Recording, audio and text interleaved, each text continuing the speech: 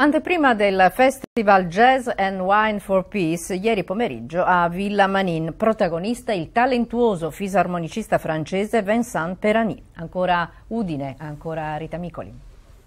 Nizzardo, come il pioniere della fisarmonica Richard Galliano, Perani è oggi il più richiesto fisarmonicista del mondo.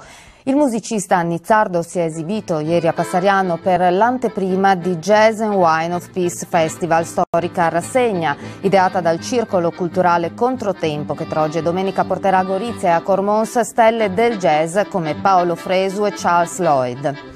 Primo ad entrare nella classe di jazz del Conservatorio di Parigi, innamorato dello strumento, una sorta di orchestra portatile, è stato nominato miglior musicista di Francia del 2013.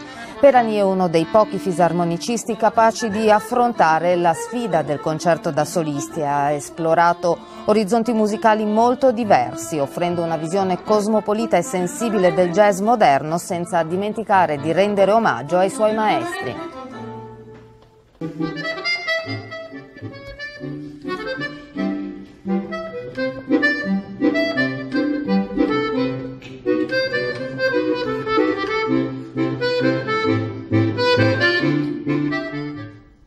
Il Friuli Venezia Giulia chiuderà mercoledì la sua presenza all'Expo con 2 degustazioni nel corso delle quali saranno proposti friulano e refosco dal peduncolo rosso.